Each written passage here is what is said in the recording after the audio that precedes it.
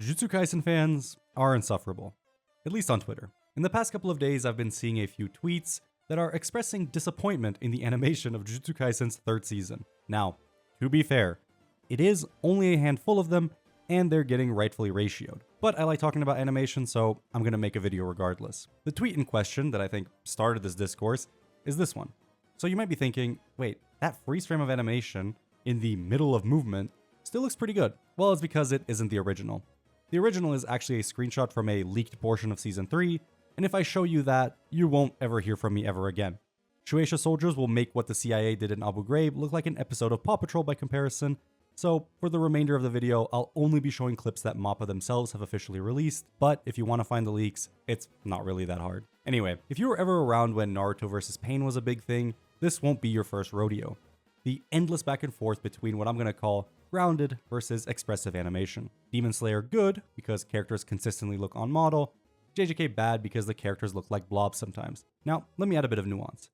Animation isn't one single thing. As long as something is moving, you could probably call it animated.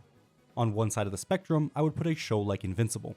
The animation is consistent all throughout, and the character models stay relatively the same even in heavy action sequences. What you end up with is a easy to follow, good looking show, but you lose out on the ability to create fully dynamic, insane action pieces like Sukuna vs. Maharaga, which I've mentioned like a million times, but look, it's a good example, okay? This is usually fine and totally serviceable if your show is more story-driven. I've said in the past that an animated show like BoJack Horseman doesn't need to explode into 50 different impact frames every 5 seconds to be good, and the same applies to Invincible. Although Invincible also features a lot of action outside of its drama, so I would like to see it way more polished in that respect, but I've already talked about that at length in this video, so I won't beat a dead horse here. Now, I personally prefer the looser, more expressive style of animation, but I love the Hades 2 animated trailer. Look at some of these shots. They're dynamic and expressive with a great style, but it's nowhere near as loose as something like Space Dandy or Ping Pong. I mean, look at this shot of Milenoe's back as she prepares to fight.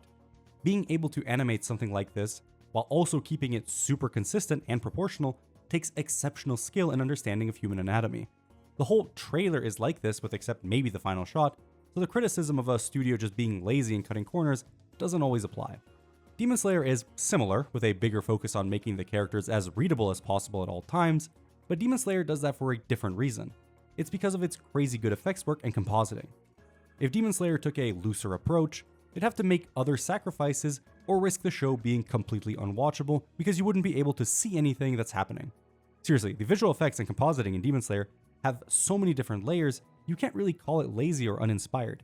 It's genuinely impressive stuff, and I wish people would be a bit more willing to sing its praises instead of incessantly shitting on it, just because they prefer a different style. JJK, on the other hand, I think maintains a pretty good balance, with certain fights being closer to the Hades 2 trailer, but MAPPA is also not afraid to take risks and let their animators cook up whatever they want. This leads to your Keiichiro Watanabe's doing some of the most breathtaking pieces of animation, which look like this when you pause over and over again. I've always hated this obsession with pausing in the middle of movement just to make things look worse than they really are.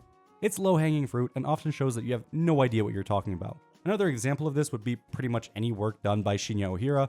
He's known for his incredibly loose style, yet you've got mouth-breathing detractors with non-functioning eyeballs calling it AI generated. I'm not even kidding. Just like how there's an insane amount of skill required to make a shot like this, it takes just as much skill and talent to make something like this. This scene is alive. The background is constantly shifting and moving perfectly with a spaceship, and there's an incredible sense of speed and movement being injected directly into your veins. Even when there's nothing but a handful of lines, Ohira's mastery of animation is on full display. Being able to convey so much with so little is the true mark of a genius. When it comes down to it though, it is just a matter of preference, and neither approach is right or wrong. Disney used to do a lot of rotoscoping for their 2D animated movies, and while the animation quality is stunning, it's not something I personally enjoy that much. For me, I've always liked to see the animators that can truly push things to beyond what is even humanly comprehensible. I like when artists aren't scared to experiment and make something truly unique to them. But I'm not going to also discount someone's opinion if they tell me that their favorite animated shows are the polar opposite. For some people, it might just be too fast-paced. Maybe they don't want to have to rewatch the same sequence 5 or 10 times just to catch every detail. That's totally valid. I've always been one to rewatch my favorite scenes over and over again, so this doesn't really apply to me, but I can understand the other side. I mentioned the pain fight earlier. While I love how ridiculous some of the in-between frames are, Even when the sequence is playing normally, I can't help but crack a smile when I see Pain's goofy ass face for a split second. But I'd have to be a complete idiot to say that this is bad animation. If YouTube didn't care about copyright, I would just turn this into a Sakuga Mad video, because are you really gonna tell me that these look like bad animation? Look at Sasuke's silly face. It's funny, but the guy got punched so hard he almost turned into a Bakio. How could he not react like this? Anyway, back to the rage baiting. Like, yeah, congrats, you paused the episode and got a funny image to post on Twitter. Now let's play the actual clip. Wow, surprise, surprise, it looks fucking good. Also, to this funny little guy making this crusty Naoya drawing, congrats bud, you sure showed them. Now do it without referencing the original, and also draw like 100 more of those in different shapes, sizes, and perspectives. Also, don't forget the moving 2D backgrounds and all the foreground effects. Like, it's such an obviously stupid post, I feel dumber talking about it. Like, first of all, Keishiro Watanabe is one of my goats, okay? So I glazed this guy like 30 times in my Season 2 review. I won't have any slander against him. And second, the skill, outside of the drawings themselves, comes from years and years of practice. Making one singular, cheap imitation doesn't even get you 1% of the way there. Okay, these clowns are obviously trolling, but it's not just them that have pissed me off recently. There's another two types of JJK fans that are getting on my nerves. Let's get this one out of the way first. Did Mappa use AI? No, you fucking muppet. It's one frame where Maki's hand looks kinda wonky, and even then it's either A, stylization, just like Yuta's hand, or B, was just done quickly to save time. The meme has always been that Mappa animators don't get to see their families. What makes you think they're not just chained to their desks, forced to draw 24/7, rather than using AI? It's also just straight up disrespectful to the people working on the show. They spend countless hours making hundreds of drawings just for some uninformed dipshit to accuse them of AI. If it were up to me, I'd make it legal for Mappa animators to hunt people like this guy for sport every time they tweet shit like this. On to number 2, the JJK Glazers. Why does it feel like we're at a time where it's not enough to simply enjoy watching your favorite anime? What happened to the days where anime elitists took pride in their favorite anime being an obscure OVA from 30 years ago with one episode and no official English translation? Why does it feel like it's not enough that your favorite show looks or is good, it also just has to be better than its contemporaries? Why do people feel the need to gas up JJK by shitting on Chainsaw Man and Demon Slayer? Animation at its core is a labor of love. This one 4-second shot from The Wind Rises took over a year to complete, and Miyazaki rightfully understands just how monumental of a feat this is. Look at this dude's face, he's about to cry because Miyazaki acknowledged his year-long's worth of blood, sweat, and tears. Treating animation like a team sport does such a disservice to the people working on it. Instead of hyping up all 3 of these series that have genuinely amazing work put into them, they're being used in an online agenda war. It's a damn shame, really. It's no secret that animators take on incredibly unhealthy and unrealistic lifestyles just to create.